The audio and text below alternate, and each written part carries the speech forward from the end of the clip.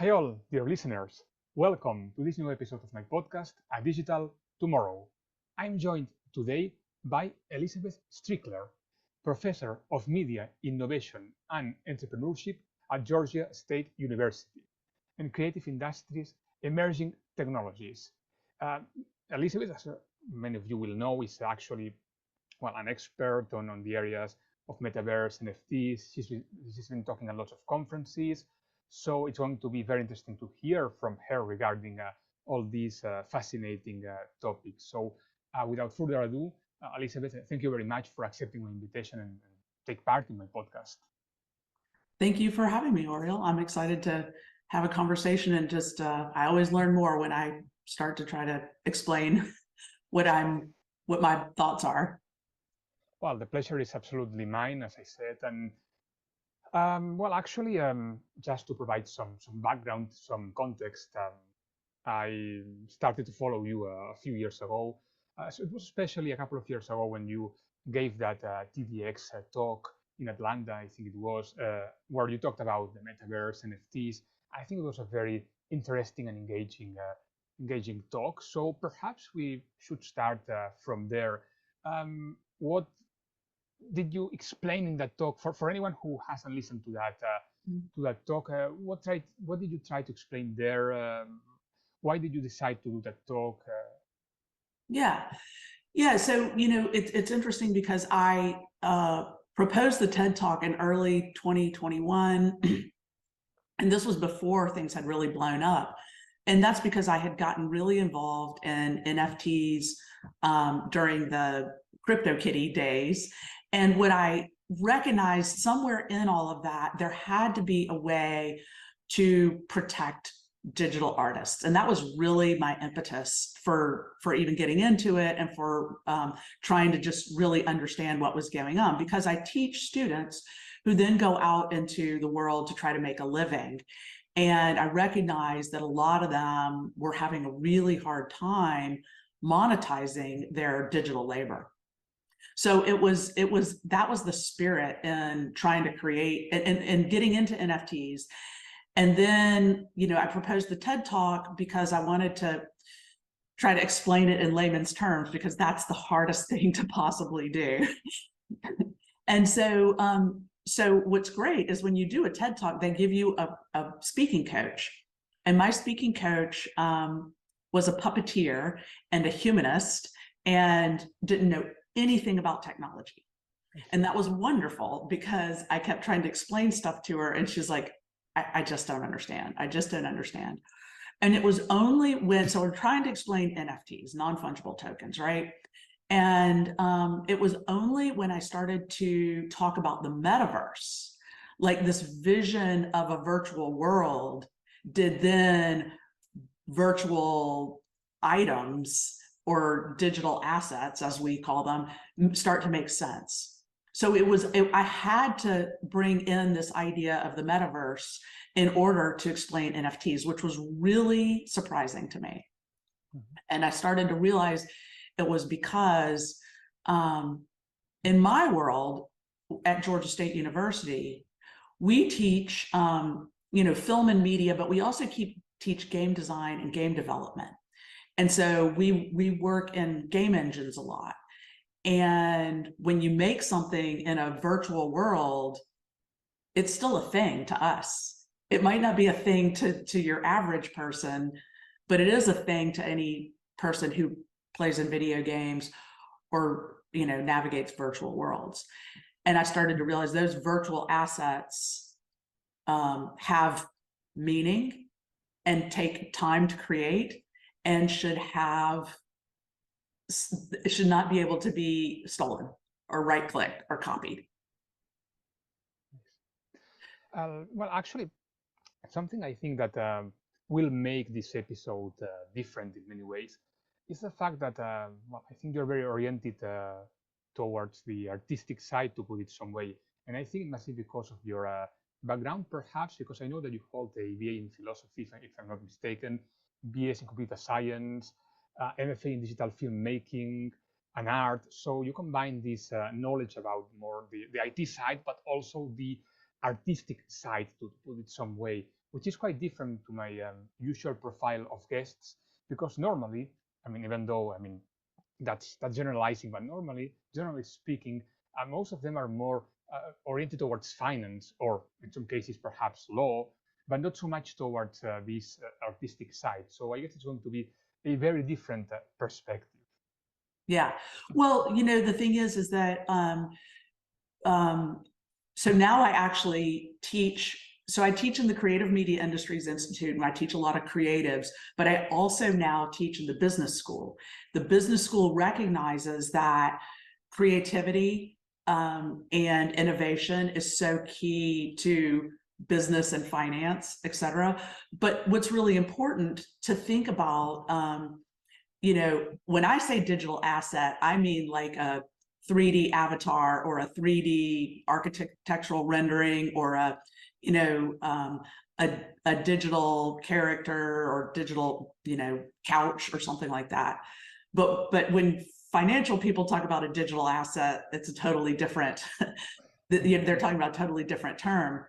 But the important thing in the creative world is that each thing that you create takes time and labor and imagination. So if you create a digital asset, say you create a digital skeleton, or any of these items that are in my background, but make it for a digital 3D world, that takes time and energy and effort and imagination.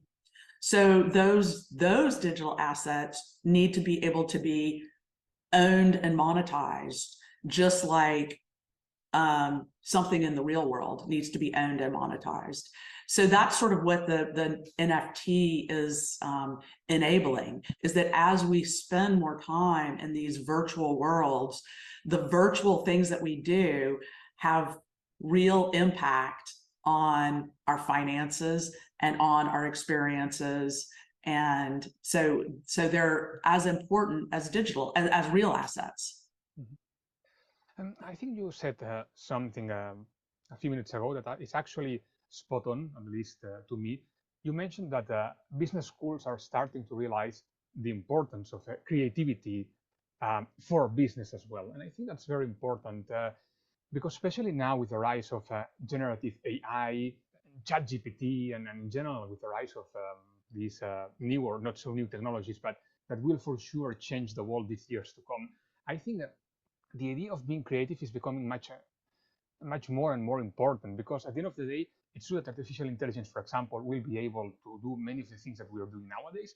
But I think that something that no machine will be able to replace, at least in the near future, will be this idea of creativity. I mean, they may replace humans for our, let's say, more mechanical, robotic work, but they won't be able to replace what we do on the creative area of things. So I think that's something very interesting to mention, that the creativity doesn't just apply to arts or to filmmaking. It can also be perfectly applied to businesses, to economics.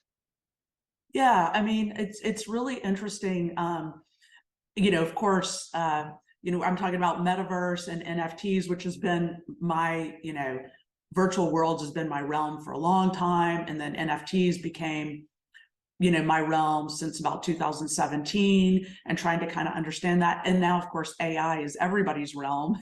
And I see this in, so I try to create, look for innovation, creativity, and the human element in everything that I ask the students to do and that I teach the students to do. Because like you said, rote memorization, and now just the ability to summarize, a long paragraph or something can be done better by a machine. And so you need to figure out, where is your value and your perspective as a human? And this is where sort of creativity and combining unique items is where the interesting element is. And that the NFT was trying to figure out how to capitalize or monetize that. I'm honestly in a place of I'm conflicted at this point, because if everything right now with generative AI, instead of creating a digital asset and then that living on into the digital world, if you can use a generative machine to create a new thing every time you need it, then what is the relevance of a permanent thing? And so that's getting very complicated, and is going to take all of our brains to kind of think through, when do we want to monetize something and make it ownable? And when do we want this sort of mentality of abundance and that everything is available to everyone at any time? Mhm. And this is a complicated problem. Indeed, indeed, I fully agree. I think to some extent we are just scratching the surface of all these areas. We are starting to test or use ChatGPT. We are talking or living in the metaverse, but I think that we haven't used any of these to its fullest potential yet, to the point that actually, whenever we find a report, either by McKinsey or any other big company talking about the opportunities offered by the metaverse, we kind of tend to realize very easily that we are at the very starting of this journey, that the full potential of any of these areas hasn't been reached yet, and it will take a while to get there. I totally agree. And so this semester, I'm teaching a class called Self and Community in the Metaverse. And we're actually reflecting on all of the, what is identity in a virtual world? What is self? What is community? What is sort of private or safe space? So just kind of trying to think of everything that we do in the virtual world and its corollary real world component, and how can we make it more engaging or make a reason for doing something virtually. There has to be a reason, not just because it's cool, because right now the metaverse is not a great experience in a lot of scenarios. And I think you're right, we're just at the beginning. And so these technologies like NFTs and kind of monetizing labor, artificial intelligence, and trying to figure out how to build a virtual world that is engaging and enticing and somehow impactful to the human experience. And then, of course, the metaverse, which is virtual worlds and connecting them all together. So they're all working in tandem together. And so together with my students, who are all just undergraduates who are not super technical literate students, we're all just reflecting on, what does it mean to make an avatar? What does it mean to make a virtual city? What does it mean to make a virtual office? What do you need in a virtual world and what do you not need? And how can you enhance it? How can we collaborate together better? And honestly, ultimately, I think we're all trying to get into each other's imaginations and have a more engaged, like really understand each other and communicate with each other more deeply. Mm-hmm. That's the ultimate goal, I think. That's interesting. And following what you said before, I wanted to ask you about what added value do you think the metaverse has? And I'm going to be playing a little bit the devil's advocate, but some people told me before, because, well, as you know, I've been talking about the metaverse as well, especially the metaverse in China, but still the metaverse in general as well, talking about what opportunities it has, what risks it has as well. So there's one or two questions that people ask all the time. And one is precisely this one. I mean, yes, it's very fancy, it looks nice, no, all this virtual worlds idea, but what value does it add? Or putting it differently, how will my change improve by being part of a metaverse? Right. Well, I mean, so I think we all can imagine things that could be done better, but it's not there yet. Like right now, like every time we do a Zoom meeting, we know it could be better, because we know that if you and I were sitting in a room together in Hong Kong at a rooftop, penthouse suite overlooking the area and having this conversation, there's ways that it could be deeper, right? And ways that it could be more meaningful. And so we know that there are ways, we imagine that there are ways that you and I could have a more engaging conversation, but we just haven't figured that out yet. So that's a really interesting thing. But like, what are the potential promises? Think about uploading your avatar, but it isn't just your look, it's your entire health, your organs, the way that your heart beats, the way that your blood flows. And then you could do simulations on, what happens when this body gets like overstressed, and how do you calm it down? So there's simulations of potential situations are amazing possibilities for the metaverse. Think about a city and simulating what happens if we increase traffic by 30%. And you could look at the world and see it all happening and be like, oh, look, there's bottlenecks in these 3 spots, but other than that, we could handle 30% more traffic. We just, so it's kind of like taking all the data that we collect, but then visualizing it. So there's incredible potentials, but like you said, at least in our imaginations, but it's going to take some time to build all of this. Yes, indeed. I think that's the key. It's what we discussed before, this idea that we are not there yet, but we will get there eventually. I think that's a very important idea, because some people told me as well that to them the metaverse is nothing else but the same internet that we have nowadays, the same Web 2, but using fancy avatars. And I think the metaverse, of course, can be much more than that. But it is true that, as you said, now it's still a process, an ongoing process. It will take time for sure to get there, but the elements are already there. Yeah. And I think it's going to start with like some one of the things that's very popular right now. So fashion is very popular in the metaverse because whenever you do anything, you start with the self, and the self is the avatar. And then the first thing you do with the self is to self-express with what you wear, what you decorate, and how you identify. So fashion is an easy one, right? Because avatars are already kind of there.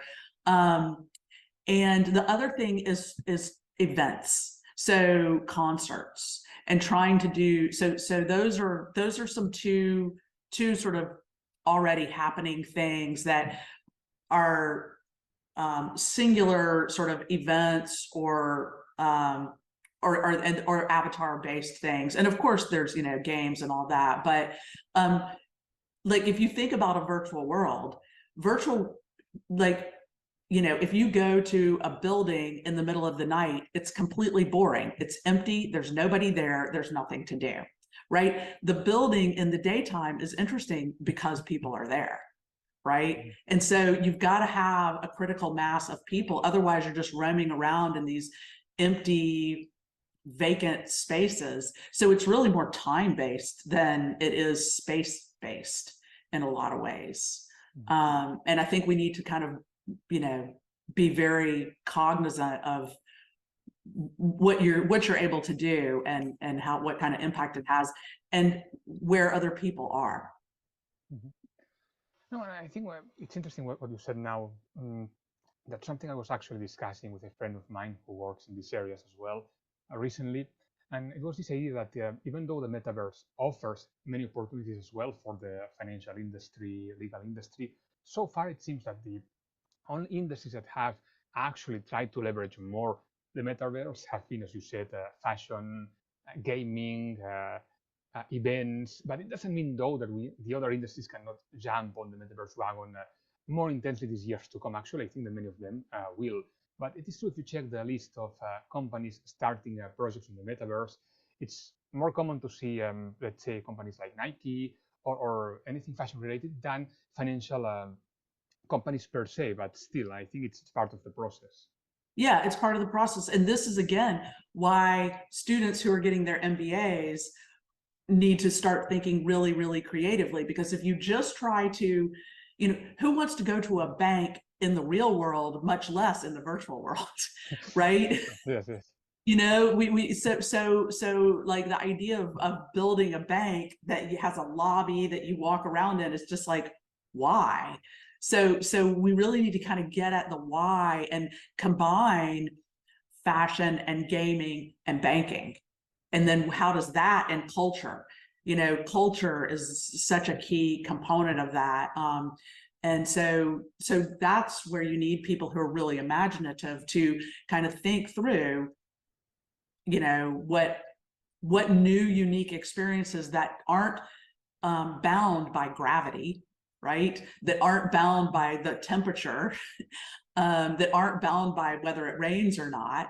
What are these new unique experiences that we can have? And this is where it is going to take a lot of imagination and that's imagination and just the visuals, but also the human experience, but also what are the business models that would make sense for people to do that, or make sense for people to buy and trade. That's what we do. I mean, when Second Life, which is an old original metaverse, it ultimately, what people wanted to do was, to communicate and trade. And so trading and finance is core to also something that, we do and who we are. I agree. I fully agree. Yeah. I wanted to ask you now about the future of digital art. I know, for example, that these last 2 years have actually been quite bumpy for the NFT industry. There was much hype in 2021 about NFTs, and last year we saw a kind of decline, not just when it comes to NFTs, but in general in this whole Web3 crypto industry, because of certain things that happen in the industry. So we know that it can get volatile sometimes, but still, I think the idea of NFTs is solid. It remains there. So, what are your thoughts about the future of digital art, of NFTs? Mm-hmm. Yeah, I mean, I think that we've done our first sort of maybe 2 or 3 iterations of NFTs and digital art, and one of the things that is clear is that without regulation, it's really hard to spend a lot of money on something that, like for me, I had a mutant ape stolen. So I know the pain, and the thing is, without having the ability to have insurance, without having regulation. So this whole idea of like fully decentralized, we're all just going to be peer to peer and all trust each other completely. And, technology is going to solve all the problems. That isn't going to happen. Right. So we need to figure out, regulatory issues and insurance. But I do think the more time we spend in virtual worlds, the more virtual assets are going to matter. And and that's the NFT, or, kind of putting some kind of wrapper around a digital asset that shows who owns it, what can be done with it. And so as far as digital art goes and the collectability of it, like I said, the insurance and that sort of thing, but it's as a people, we like to flex and show ownership and show, what we invest our money in, what we invest our time in, which reflects on who we are. And also, it's a small bet on what we think is going to happen in the future, right? And so even your investments are sort of reflect what your values are and what your perspectives are. So I definitely think that we will continue to see that grow, and digital art is still moving forward. We've got all the major art, auction houses, and we see MoMA is turning, a lot of their artwork into NFTs, and LACMA just bought a bunch of NFTs. So NFTs will be definitely a part of the digital art world. Where NFTs and all the rest of the world will go, token gating, proof of attendance, proof of purchase. Again, you can buy a Gucci bag, or you can buy a knockoff Gucci bag, and they will look really, really similar. But you want the real Gucci bag because you want to flex, show what you care about, really, connect with your tribe, buy something that might have value in the future. If a right click of a digital Gucci bag is the same as buying a knockoff, Gucci bag that looks pretty similar, but it's not. It's not the same. Yeah. Yeah, I Yeah. agree. I Yeah. agree. Actually, I think you mentioned many interesting things, but there is one thing in particular that I wanted to emphasize, and it's this idea of regulations. I was recently speaking at a panel at the Hong Kong FinTech Week and many other conferences about the importance of regulating these areas, fintech in general, but especially Web3, digital assets. It's very important to regulate these areas properly because, as you said, this idea of being these areas completely decentralized, peer-to-peer, etc., whilst technically feasible, of course, that's not very. That's not very wise in practice, no? Because in many ways, or actually in every possible way, we need laws, we need regulations to make sure that everything goes well and it doesn't derail. So this is why I think that it has become very important for regulators to try to tackle these issues efficiently and regulate these areas efficiently as well. And it's not easy, it's not always easy because we're talking about supranational ideas in most cases, and regulations tend to be national. So I know it's tricky, but still, I think that the more regulations we have, the more well sensible regulations we have in these areas, the more these new industries will grow. That's what I think. I know that not everyone agrees, but I think that thinking the other way around is a bit like a utopic, no? Because we cannot live in a world without regulations or any kind of control or power. Yeah, no, the way I started that TED Talk and the way I still believe is like everything in the real world is being recreated in the virtual world. So that's a lot of stuff. And so it's going to take a lot of time and figuring out what are the rules and regulations of how we interface with each other fully digitally. Like how close can our avatars get before it's like avatar abuse, how close, like there's so many new things, when can I make a copy of a digital asset and give it to you versus when can I not, what are the boundaries? We don't have any national boundaries when you get to, we do, but we don't, right? When you get into these virtual worlds. So, in the virtual world right now, we've got really more corporations than we do have nations. And so that's also really interesting.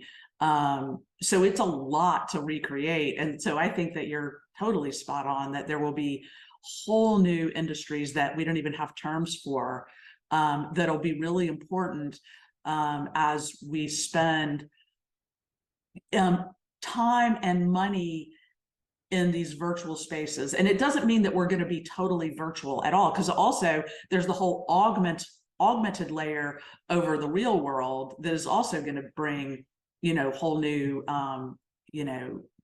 value system to, to how we go about the world.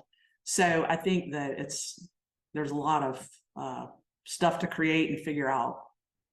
Indeed, it won't be easy to regulate these new realities, but it's going to be interesting for sure. And before wrapping up this episode, I wanted to ask you one final question. I know that you've been working with many labels and cultural icons to build innovation strategies, Web3 strategies, Metaverse and blockchain strategies.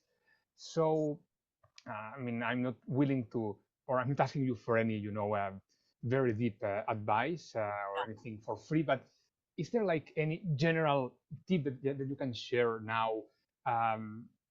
Any tip that you usually give to these companies, to anyone asking you about that? Any tip about how to tackle these strategies?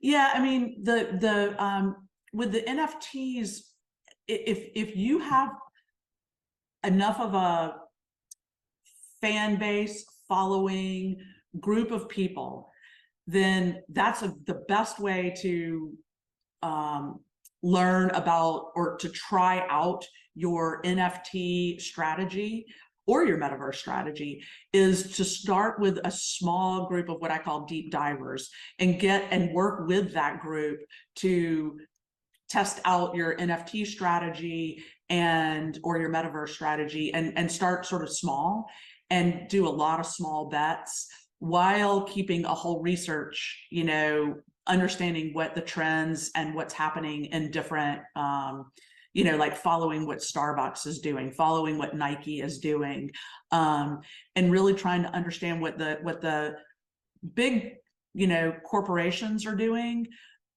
Also, look at all the underground stuff that's going on Discord and really try to understand where there's sort of momentum in the open metaverse and in like the Tezos blockchain where there's this underground avant-garde. So, do your research here, but then do some experiments, kind of depending on who you are and what your, company or corporation or you're trying to do some small experiments where you're always sort of testing out. I definitely recommend that any area that you get into, try all the stuff is out there and available, playing around with Mid-Journey and AI, playing around with Ready Player Me and, avatar creation, going to some different, metaverse spaces to try to understand what you can and can't do, and then getting your team to innovate within those spaces. But you have to get your hands dirty.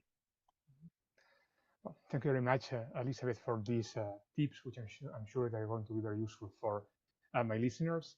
And well, unfortunately, this puts an end to this episode.